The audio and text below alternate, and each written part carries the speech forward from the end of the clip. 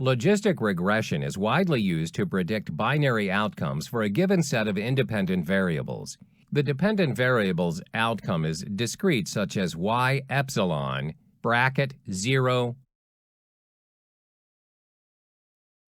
1, bracket.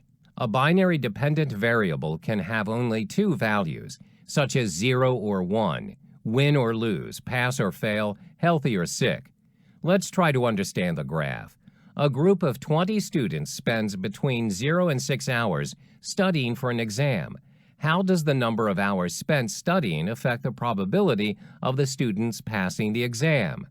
The reason for using logistic regression for this problem is that the values of the dependent variable is binary, that is, pass and fail, which is represented by 1 and 0. The given graph shows the probability of passing the exam with respect to the number of hours of studying, where the logistic regression curve is fitted to the data. The output shows that hours of studying is completely associated with a probability of passing the exam. Logistic regression can be used in loan sanction, customer segment, spam filtering, and in exam result prediction cases. For loan sanction, either the bank will approve the loan or decline the loan, so the final outcome will be a binary. This is why logistic regression can be applied in this case.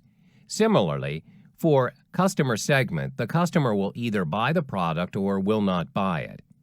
In case of spam filtering that is generally used by email service provider, it will either flag the email as spam or send it in the inbox as not spam. And as you know, the exam result can either be pass or fail.